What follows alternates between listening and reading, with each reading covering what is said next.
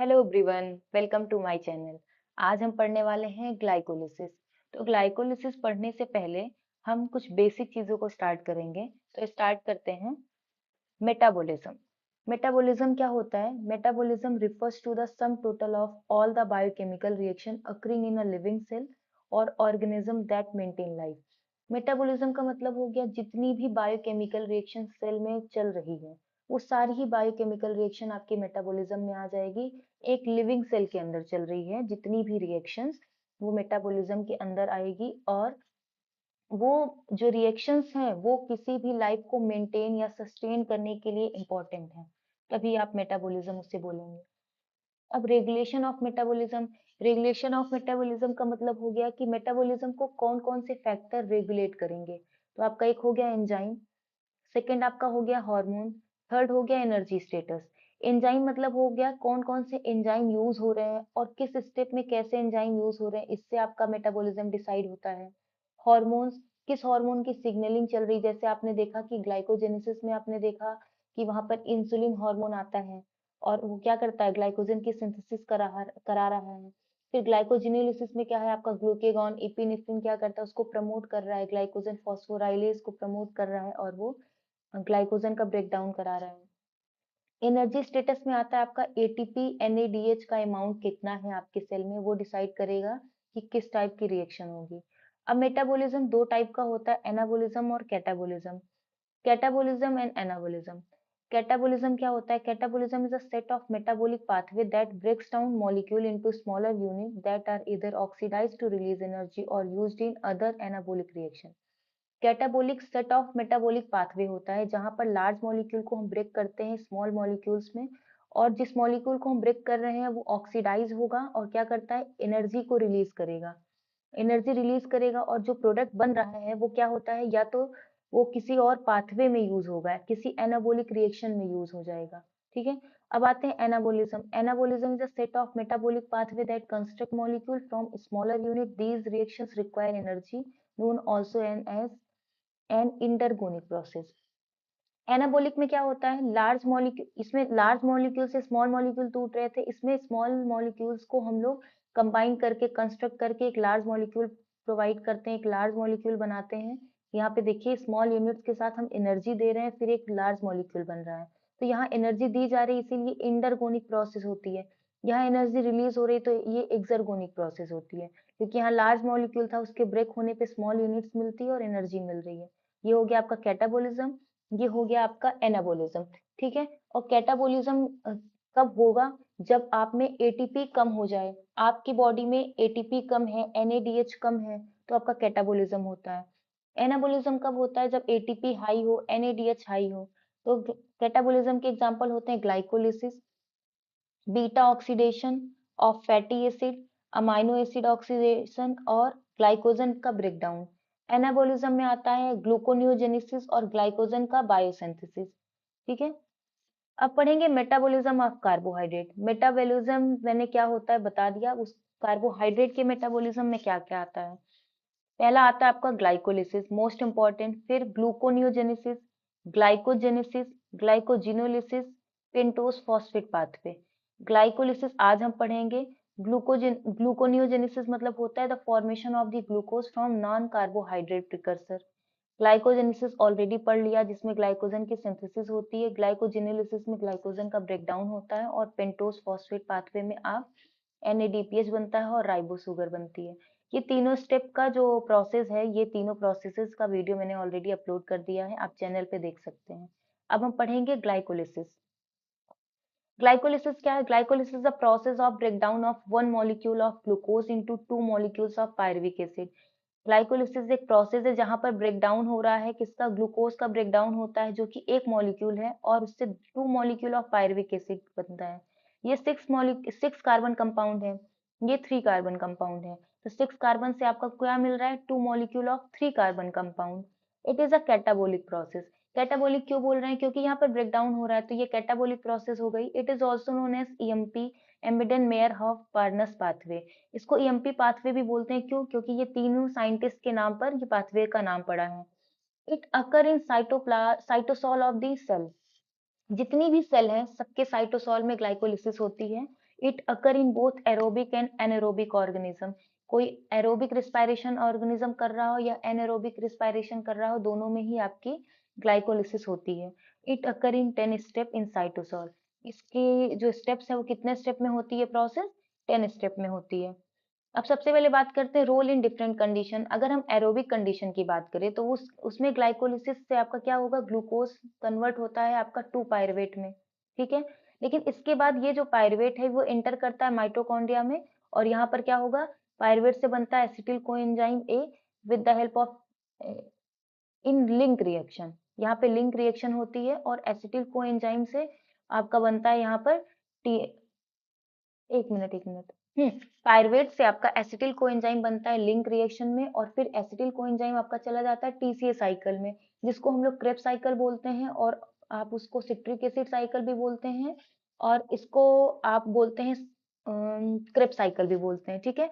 अब ये TCA cycle में आपका अगर एक एसिटिल कोएंजाइम की बात की जाए तो 3 NADH बनते हैं, 1 FADH2 बनता है और 1 GTP बनता है। लेकिन अगर हम टोटल की बात करें तो 2 एसिटिल कोएंजाइम बनेगा, क्योंकि यहाँ 2 पायरुवेट बन रहा है तो 2 पायरुवेट से 2 एसिटिल कोएंजाइम बनता है, और इससे आपका बनता है 6 NADH और 2 FADH2 और 2 GTP। इसके बाद जो आपका FADH2 है या NADH2 है वो ऑक्सीडेटिव फॉस्फोराइलेशन के बाद ATP में कन्वर्ट होता है, और इसी तरीके से आप में जो टोटल ATP बनेगी एरोबिक कंडीशन में वो 36 से 38 पर ग्लूकोज से ATP बनती है। एनारोबिक में क्या होता है, 2 पायरुवेट बन गया यहाँ पर, ग्लाइकोलिसिस में ग्लूकोज से 2 पायरुवेट बन गया, लेकिन पायरुवेट लैक्टेट में कन्वर्ट हो जाता है एंजाइम लैक्टेट डिहाइड्रोजिनेज एनिमल्स के केस में। ह्यूमन में क्या होता है, जो पायरुवेट से लैक्टेट कब बनता है, जब इंटेंस एक्सरसाइज होती है तो आपकी मसल्स में पायरुवेट से लैक्टेट बन जाता है और enzyme lactate dehydrogenase enzyme use होता है। फिर ये लैक्टेट बाद में ब्लड के थ्रू चला जाता है लीवर में, और फिर लीवर में आपका होता है ग्लूकोनियोजेनेसिस, और लैक्टेट से फिर से आपका ग्लूकोज बन जाता है। ईस्ट में क्या होगा, फर्मेंटेशन होगा, जहाँ पे पायरुवेट से आपका इथेनॉल बनता है और CO2 रिलीज होता है, और एनारोबिक कंडीशन में आपको सिर्फ 2 ATP का नेट गेन होता है ग्लूकोज से। आपकी जो ग्लाइकोलिसिस होती है उसमें आपको 2 NADH मिलता है और 2 ATP मिलती है, लेकिन एरोबिक में क्या है, 2 NADH जो है आपका ऑक्सीडेटिव फॉस्फोराइलेशन में जाएगा और वहां से आपको मिल जाती है वो वापस ATP के फॉर्म में। लेकिन एनारोबिक में क्या होता है ना, जो 2 NADH बनेगा आपकी ग्लाइकोलिसिस में वो पायरुवेट से लैक्टेट कन्वर्ट होने में यूज हो जाता है, और पायरुवेट से इथेनॉल कन्वर्ट करने में यूज हो जाता है। तो इसीलिए नेट गेन सिर्फ और सिर्फ 2 ATP का होता है एनारोबिक रिस्पायरेशन में।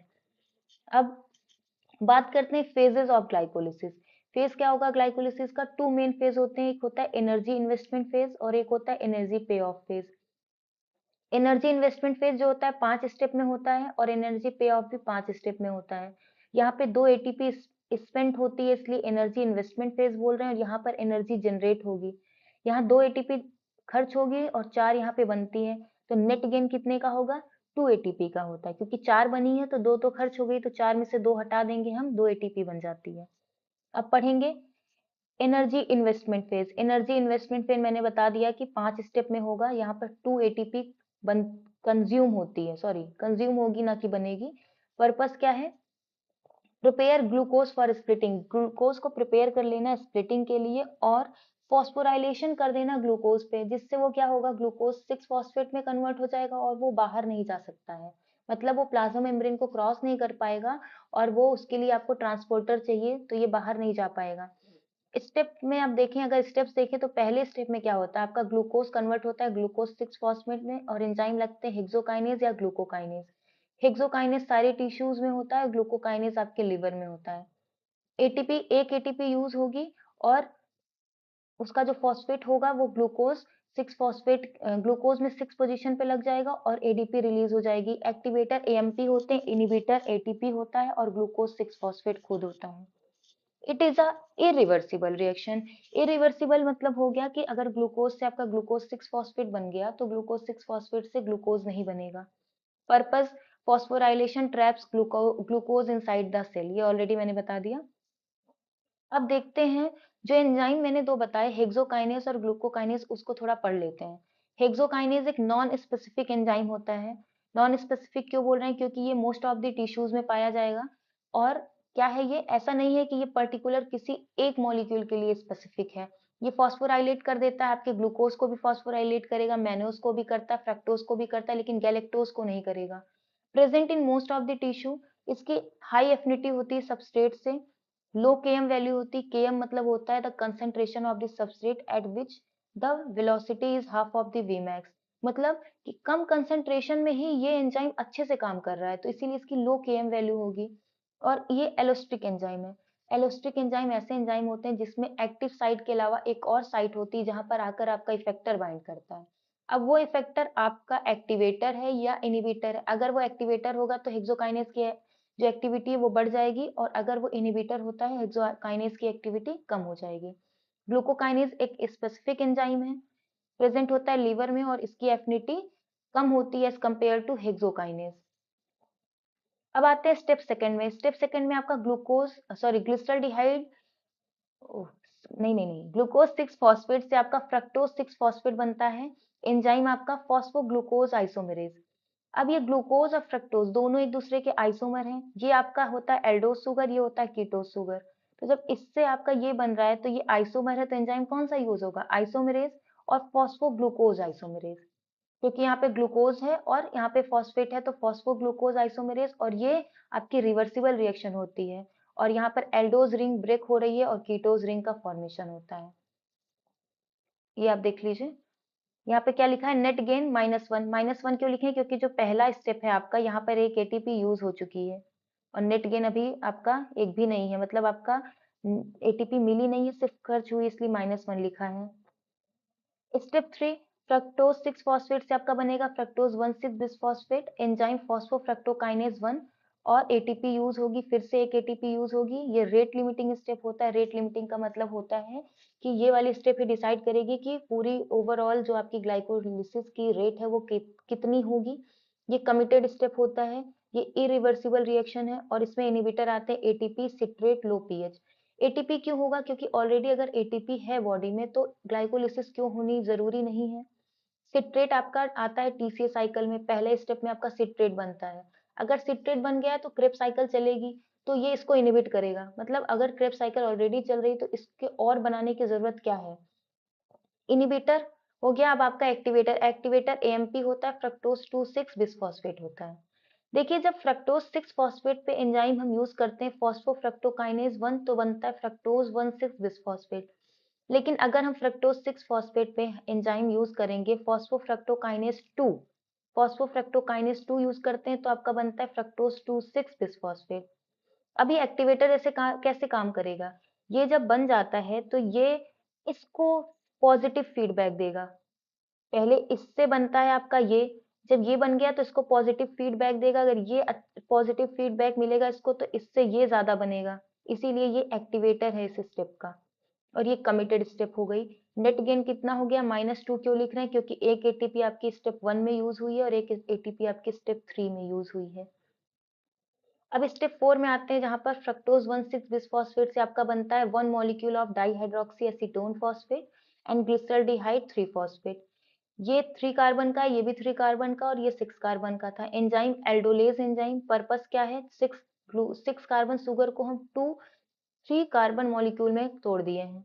It is a reversible reaction. ये देखिए, यहाँ पे एक लार्ज मॉलिक्यूल है जिसको हम फ्रक्टोज 1,6 बिसफॉस्फेट बोल रहे हैं, उसमें डाइहाइड्रोक्सी एसीटोन फॉस्फेट में टूट गया और ग्लिसरॉल्डिहाइड 3 फॉस्फेट में टूट गया।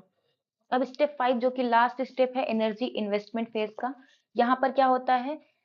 डीएचएपी से कन्वर्ट होता है जी3पी में, और एंजाइम ट्राइओस फॉस्फेट आइसोमेरेज, ये भी रिवर्सिबल रिएक्शन है। पर्पस क्या है? इससे जब इसको कन्वर्ट कर देंगे तो ये ऑलरेडी एक मॉलिक्यूल बना हुआ था आपके 4th स्टेप में। अब क्या हो गया? जब इससे ये फिर इसमें कन्वर्ट हो गया तो इसके 2 मॉलिक्यूल हो गए। अब जब हम एनर्जी पे ऑफ फेज पढ़ेंगे तो ग्लिसरॉल्डिहाइड 3 फॉस्फेट का 2 मॉलिक्यूल लेकर चलते हैं, और एनर्जी इन्वेस्टमेंट में क्या हुआ? आपकी 2 एटीपी कंज्यूम हुई एक ग्लूकोज मॉलिक्यूल के लिए। अब आते हैं एनर्जी पे ऑफ फेज में। एनर्जी पे ऑफ फेज में क्या होता है? एनर्जी पे ऑफ फेज स्टार्ट होती है 2 molecule of the glyceraldehyde 3 phosphate से, और इसका पर्पस क्या है? एटीपी को बनाना, एनएडीएच को बनाना, और 2 पायरुविक एसिड को बनाना। 4 एटीपी टोटल बनती है और 2 एनएडीएच बनती है एनर्जी पे ऑफ फेज में। एनर्जी पे ऑफ फेज का पहला स्टेप पढ़ते हैं, स्टेप 6 है, जो कि इसका पहला स्टेप है, जहाँ पर ग्लिसरॉल्डिहाइड 3 फॉस्फेट से आपका बनता है। यहाँ पे देखिए 2 लिखा है, 2 मतलब 2 मॉलिक्यूल लेके चल रहे हैं। जब-जब आप देखेंगे जहाँ-जहाँ मैंने ऐसे 2 लिखा है, तो आप समझ जाइएगा कि ये 2 मॉलिक्यूल है। ग्लिसरॉल्डिहाइड 3 फॉस्फेट से आपका बनता है 2 मॉलिक्यूल 1,3 बिस phosphoglycerate. Enzyme glyceraldehyde 3 phosphate dehydrogenase. इस स्टेप में आपकी 2 NADH बनते हैं और रिएक्शन में क्या होगा, आपके यहाँ पर ऑलरेडी 3 फॉस्फेट था और एक फर्स्ट वाले कार्बन पे एक फॉस्फेट आके और लग जाएगा। ठीक है, ये भी रिवर्सिबल रिएक्शन है। इनहिबिटर होते हैं इसके आयोडोएसीटेट और अर्सिनेट। ये देखिए यहाँ पर 2 NADH बनता है। अब स्टेप 7 में क्या होता है, 1,3 बिस फॉस्फोग्लिसरेट से आपका 3 फॉस्फोग्लिसरेट बनता है। यहाँ पे भी 2 मॉलिक्यूल है, यहाँ पे भी 2 मॉलिक्यूल है। Enzyme phosphoglycerate kinase. ये रिवर्सिबल रिएक्शन है और इस स्टेप में आपकी 2 ATP बनेगी। ये पहली स्टेप है जहां पर एनर्जी जनरेट हो रही है। एनर्जी पे ऑफ में आपकी पहली स्टेप है जहां पर 2 ATP बनी और सबस्ट्रेट लेवल फॉस्फोराइलेशन हुआ। स्टेप 8 और 9। 8 में क्या होगा, 3 फॉस्फोग्लिसरेट से आपका बनता है 2 फॉस्फोग्लिसरेट। Enzyme phosphoglycerate म्यूटेज। रीअरेंजमेंट होगा किसके लिए, जिससे डिहाइड्रेशन हो सके नेक्स्ट स्टेप में।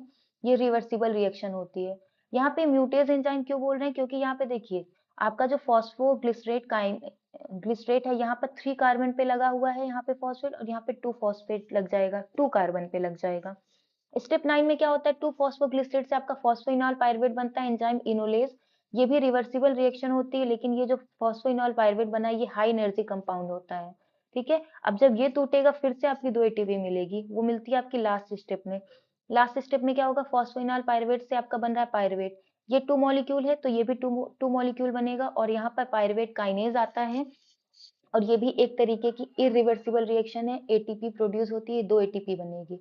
तो एंड प्रोडक्ट क्या हुआ आपके, इसमें 2 पाइरुवेट बनता है, 2 पाइरुवेट मॉलिक्यूल बनेगा एक ग्लूकोज से और आपकी 2 ATP बनी और 2 NADH बना। अगर ग्लाइकोलिसिस में हम देखें तो 2 ATP आपकी इन्वेस्टमेंट फेज में खर्च हुई थी और पे ऑफ फेज में आपको 4 मिली, तो टोटल आपको 2 ATP नेट गेन हुआ और 2 NADH बन रहा है आपके 6 स्टेप में। ठीक है, अब जब आपकी एनारोबिक रिस्पायरेशन होगा तो ये 2 NADH जो बना रहता है वो फर्मेंटेशन में खर्च हो जाता है।